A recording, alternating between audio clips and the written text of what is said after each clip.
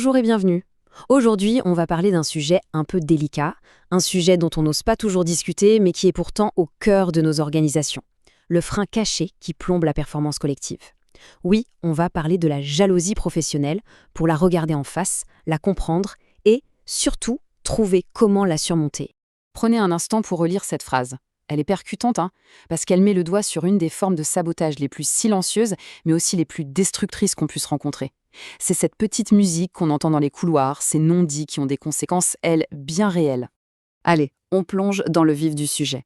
On va d'abord s'attacher à identifier cet ennemi intérieur des projets, ce véritable saboteur silencieux, une force invisible qui freine, qui bloque les initiatives, qui isole les talents et qui, au final, coûte extrêmement cher à nos entreprises et à nos institutions.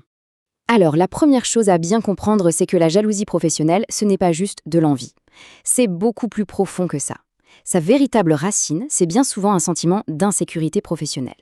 Il ne s'agit pas seulement de vouloir ce que l'autre possède, mais plutôt de la peur panique de perdre sa propre place, sa pertinence, sa valeur à cause du succès de quelqu'un d'autre.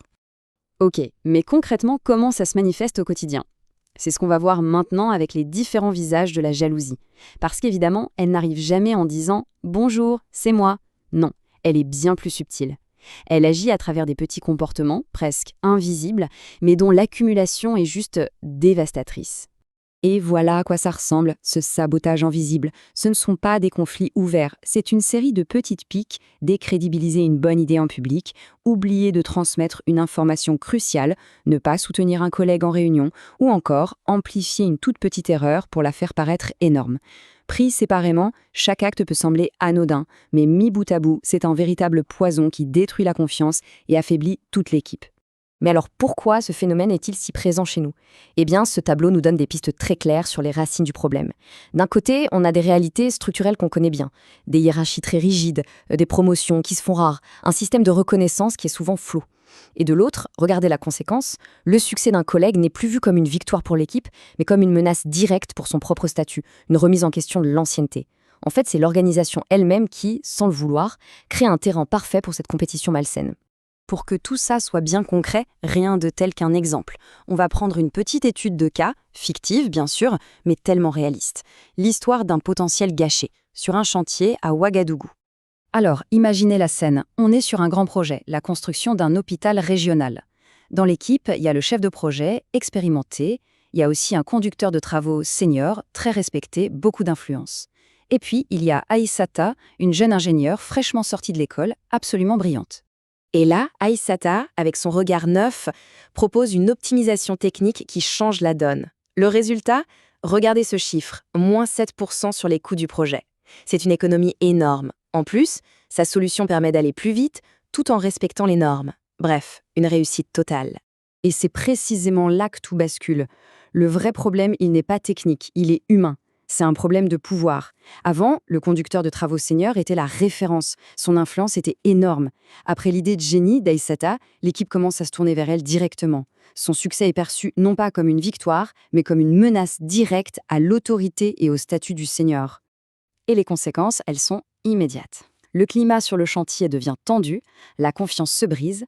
Aïssata, qui sent bien qu'on lui met des bâtons dans les roues, finit par se décourager et se mettre en retrait.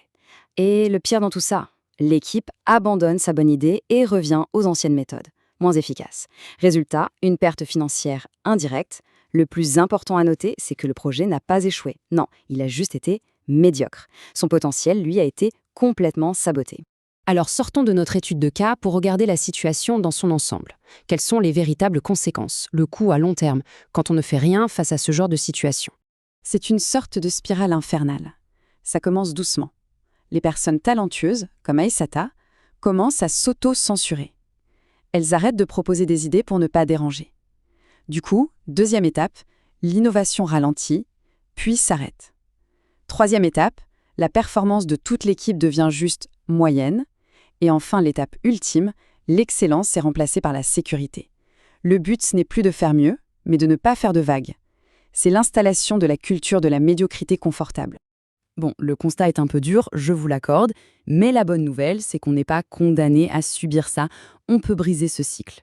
C'est tout l'objet de cette dernière partie, comment bâtir une culture d'excellence avec des solutions concrètes pour les leaders et les équipes qui veulent vraiment que les choses changent. Voici des pistes d'action très claires. D'abord, il faut formaliser les critères de reconnaissance, que ce soit transparent, juste et basé sur la contribution réelle. Ensuite, célébrer publiquement les succès collectifs, pas seulement individuels, pour renforcer l'esprit d'équipe. Il est aussi crucial de décorréler l'ancienneté de la compétence. Et enfin, il faut créer des espaces où l'on peut parler de ces choses en toute sécurité et surtout, former les managers à détecter ces fameux signaux faibles avant que la situation ne s'envenime. Et tout ça nous amène au message vraiment central de notre discussion aujourd'hui. La réussite d'un projet, la performance d'une équipe, ça ne repose pas uniquement sur des compétences techniques.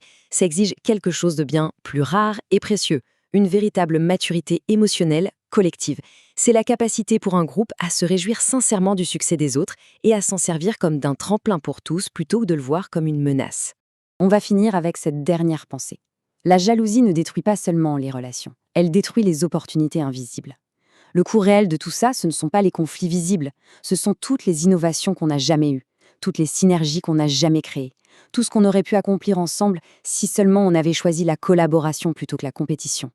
La vraie question est donc, quel genre de collègues, quel genre de leader choisissons-nous d'être demain ? Architect Training, l'amélioration continue, notre culture.